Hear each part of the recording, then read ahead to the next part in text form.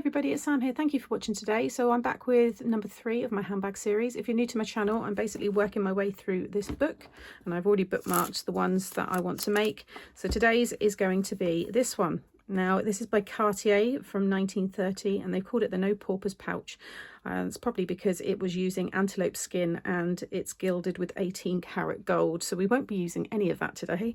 But you can see there it's just got a really nice drawstring effect. I like this kind of front panel, so I'll show you what I've got here. So here is a mini version. Now, of course, we're working with paper, so I do make changes so that this is a functioning gift bag. So obviously the base is much wider here. I didn't want to have it all kind of, you know, squashed down like that. It just wouldn't work. So this is the small version. Now, I'm not making this one today, but I will give you the measurements. But the one I'm going to show you today is this one. I think it's turned out really well. You can see that you've got so much space in this. Got a beautiful sentiment on the front, the tassels, and then you just undo your bow and you'll see when it opens up all of the space you have inside. Obviously you lose a little bit at the top, but in terms of the base there, you can see inside you get lots of room. And you've got your tassels that act as little stoppers there. You've got a decorative handle there as well, and then you can just pull it all back together. I'm not going to attempt to do the bow again now, but you can see that lovely shape that you get. And like I said, you've got the smaller version there if you do want to do that one, but the measurements for that will be in my blog. So let's get into the tutorial and I'll show you how to make these bags. So this is the paper pad I'm using. This one was sent to me by Craft Label and it's the 12 by 12 brand new Oh So Sweet, and it's the first edition range. And I'm using these double-sided papers at the bottom here, but you've got these gorgeous glitter ones. I did do a flick through of this pad in one of my What Did I Get videos. It's the most recent one, I believe, or might be the one before that. I'll link it up here if you did want to have a closer look at the papers. But it's a really nice one. I love the soft kind of pastel tones, so that's what I'm using today. So I've already gone ahead and prepared everything. So you're going to need 2 pieces of 12 by 12 cardstock. This is for the larger size. Like I said, I will give you the measurements for the smaller one in my blog. You just follow the process of putting it together just as I am with this one. But for the larger one, so it's a piece of 12 by 12, you're going to score it every 1 inch. So 1 inch, 2 inch, 3, 4, 5, 6, 7, 8, 9, 10, and then at 11. And then pop it on the other side and you just want to score at 4. That's going to be our base. Okay. You will then want 2 pieces of 4 by 8 and there are side pieces. And I've already gone ahead on this one here and I've just embossed a sentiment, and this one is from this Crafter's Companion set and it's called Happiness and Prosecco, which is the one I've used. And then the other one is Birthday O'Clock, which is this one here, which has got the gin. It's Birthday O'Clock, the big hand is on gin, but I'm using May Your Birthday Be Filled with Happiness and Prosecco. So I've already gone and heat embossed that because I'm going to have it just stuck on the side, and then you'll have the drawstring bow and the tassels hanging down. I think that's going to look quite nice. So that's all the scoring done. So next you want to cut yourself 20 strips if you want to cover the side panels, and there'll be 10 on each side, and they are going to stick. I've just burnished this base 4-inch score line. You're just working within that top section, but you'll see they're going to go in each of these sections.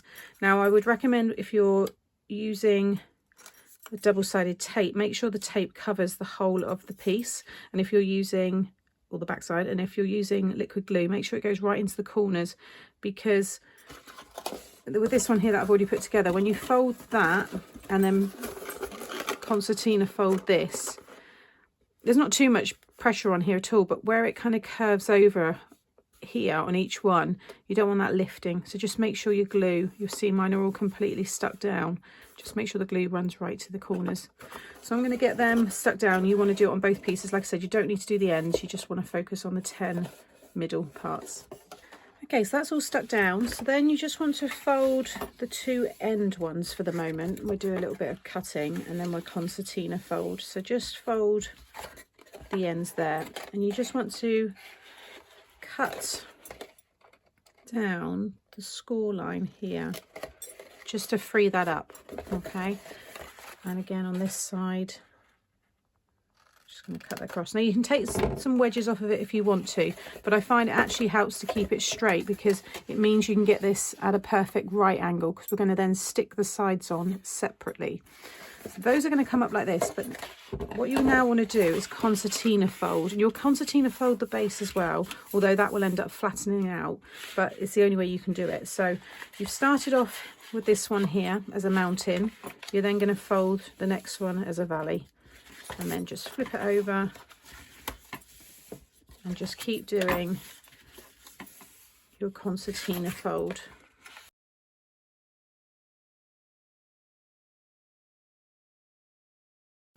And then at the end you should end up with another mountain. So you'll have these sides as mountains, and then you'll have all of those pieces. So you'll see now you've got that lovely design.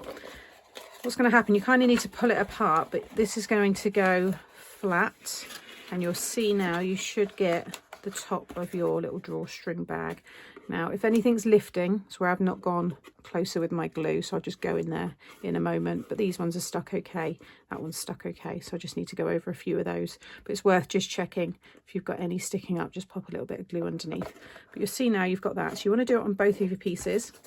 So next I want to punch all through this piece here, but don't worry if you haven't got a tool that's strong enough to go through all the layers at the same time, or if you're worried you won't be able to squeeze it, then you can do them individually. So you just get each section there and just punch them. Just line up, when you've done one, line it up with the next one and draw a little pencil mark, and then you'll know, and that way you'll get them all in the same, you know, space.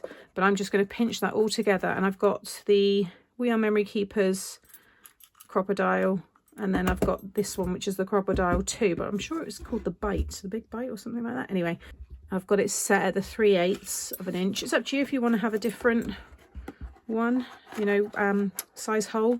I'm just going to bring that in.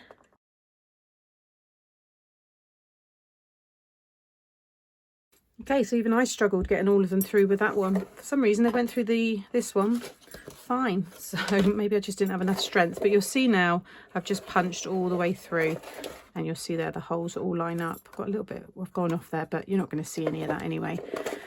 Next, you want to set all the holes with your eyelets. If you again want this, you don't have to. I didn't use them on here. You can see them without, so it looks just as nice.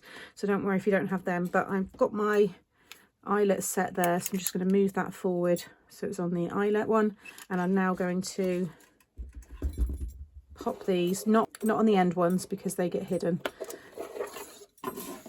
I'm just going to sit each one in here. And you'll see there I've got my eyelet set, so I'm just going to do that with the rest.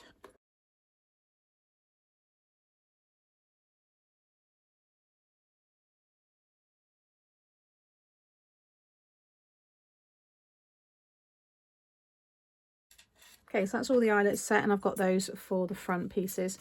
So now we need to pop it together.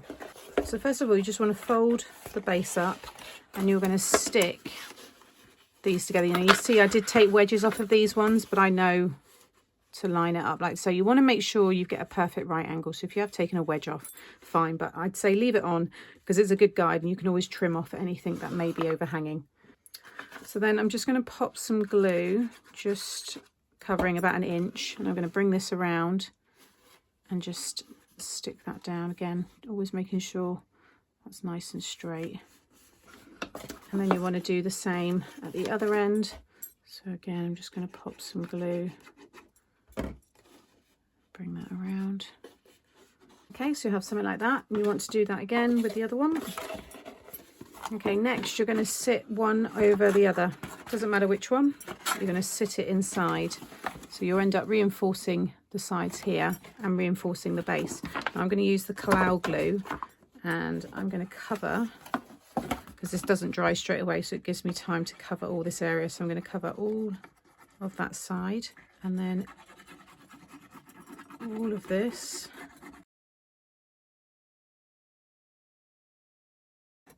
And then also again that side like so, and then I can grab that other piece and just sit it over the top, and it should all slot in together quite nicely, and those concertina folds will just kind of follow each other, but you can get your hand in there really push it right up into the corners and just spend a bit of time.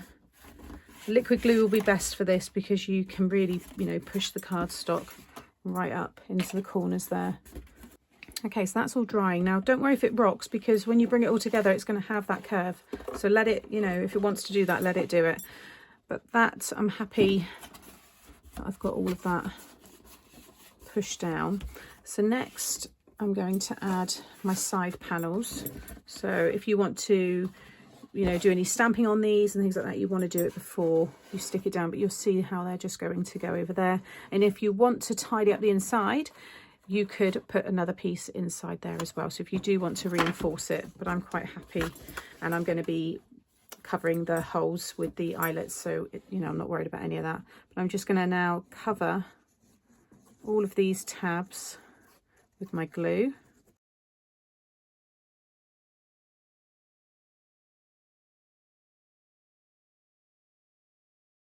Okay, so you have something like that, and then you just want to repeat and do the same on the other end. So that's the sides all stuck down. You want to make sure that the front is the side with the card that just continues all the way around to the bottom. I've already now just gone and punched my holes back in there, and I'm just going to set the remaining eyelets.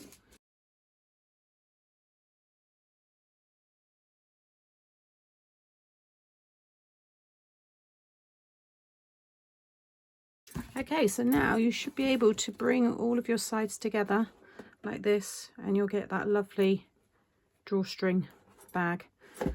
If you want to add pattern paper, you want to do that as well before you set your eyelets, because obviously you'll end up putting your pattern paper over there.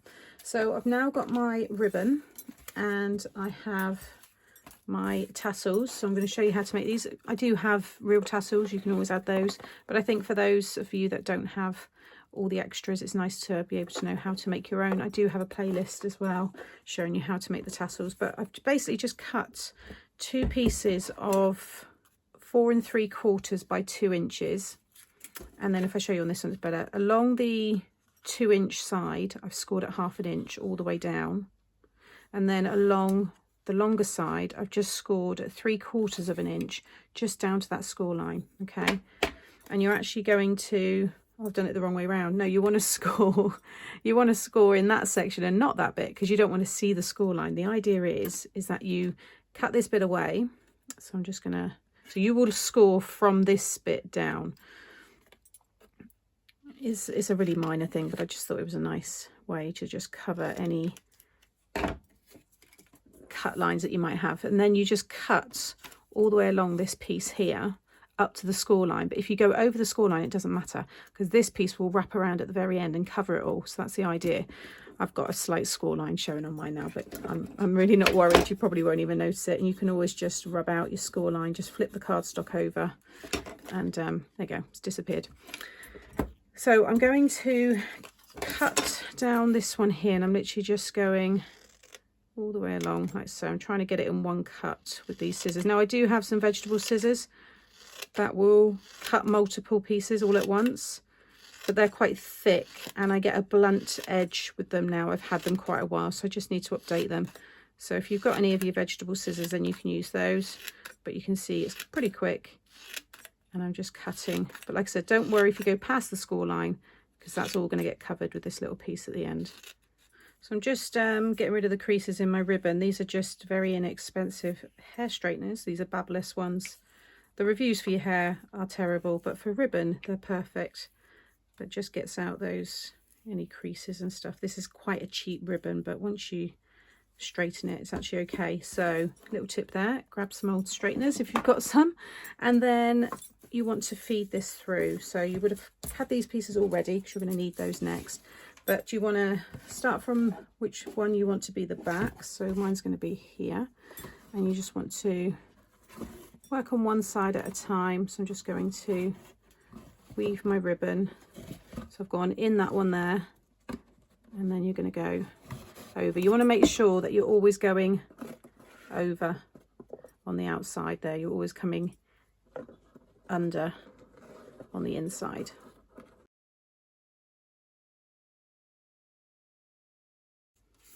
And then I'm going to go up the other side. I mean, you could come in from the front and go just all the way around. It's entirely up to you. It really doesn't matter. Okay, now you want to make sure with your ribbon, pull it all nice and taut. So pull it all through so it's nice and kind of lays flat on the back. Get it as open as you would to put the gift in or take the gift out, and then you want to trim the ribbon. So I'm just going to, because you're going to have your tassels will act as a stopper, so I'm going to trim just there and there, because when we then pull this all together it's going to be quite long, but you don't want them to obviously go through when the person opens it. Someone might be a bit more heavy-handed and really kind of yank it, and then all the ribbon would just pop through. So now you want to grab your tassels and you just want to pop a curve along that strip, and you want to start at this end. You want your tab, that piece, to be last. So I'm just going to pop a little bit of glue, and first of all I'm just going to lay my ribbon over the glue just to get that in place, just up to the score line. You can see where I stuck it there. I'm just going to sit that on top. I'm just going to do this one as well. Okay, next you want to start folding it in, or you want to start rolling it in like so. See where I've just started it off, and then you want to start adding your glue all along here. So just pop it there for the minute, and I'll add some more when I get to that bit. But just start, it's a little bit messy. Once you get it going, it's easy. And don't worry if you get glue all on this bit, because you're not seeing it because you're rolling it over each time. You might not want to have it as long as I've done this piece. You know, I done it, what, 4 3/4. You might want to do it a bit shorter, but I just think it gives you quite a nice full tassel. You can see there it's all wrapped around, and keep it nice and straight. It's quite easy when you're rolling something for it to start going off in its own direction. So just keep wrapping that. And like I said, if there's any cut lines that you would have had here, this piece now, just wrap around and just tidy that up like so. Just gives it that an authentic look to a tassel. And then you can just kind of move some of them, curl them out, entirely up to you. You can see you get a really cute tassel. And just let that glue dry. There we go.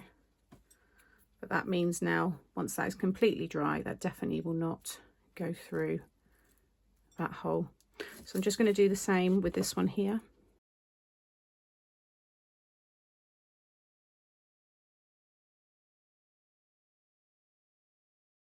So that's the tassels, and then I've just got this thin strip. It's about 1/4 of an inch of gold.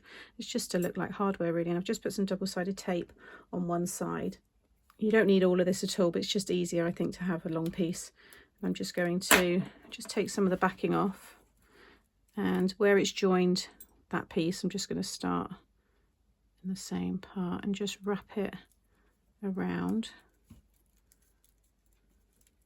until it just starts to overlap, and then I can just trim it off there, and it just starts to tie everything together like so. So I'm just going to do the same. Okay, and then you just want to attach your handles. So I mean, it's not going to be the strongest of handles, it depends. You may want to use cardstock and have a, you know, a paper handle. You might want to actually thread this through one of the holes and tie it in a knot, but I just know I won't put something too heavy in this. But I'm just popping some glue there, and then I'm just sticking it. You've got 1 2 3 4 points. It's on the second one from the back. I mean, it's entirely up to you. But if I just show you from this angle there, so I've just stuck it behind there. It's going to be more decorative than anything, and then the length is entirely up to you. I mean, it's a drawstring style, so they do have them quite long. So I'm just going to cut it there, and I'm just going to straighten that piece again, and then again a little bit of glue, and just pop it on in the same place on the opposite side. Okay, then pull your drawstring. Now I wouldn't pull the tassels straight away, they might still be drying, so you just want to pull it, I mean, until you get the knot going, then it will start to close like so, and just tie a nice bow. Okay, and you get that effect there. It looks so nice. I love this. And then I'm going to stick my sentiment on the front just there. I think that looks really nice. So there's the finished bag. I think it looks really cool, and against that one you can see the difference in the size there, so depending on what gifts you have, you've got the option to make the smaller one if you prefer, but that's really roomy. There's a lot of space inside this, so you can really get some lovely gifts in there, and I can't wait to, when I want to give it away, give it to one of my friends. So yeah, there you have it. So as always, thank you for watching. I'll just bring back in the inspiration there so you can see that. If you're new to the channel, check out the playlist with the others in there, and I do have a handbag playlist as well with just loads of others that I've made over the years. If you've enjoyed the tutorial, please subscribe to my channel. You can click on my face and hit the notification bell, and then you'll be notified every time I upload a new tutorial. And as always, everything I've used to date will be in the description box below. Thanks for watching, and I'll be back again soon. Bye.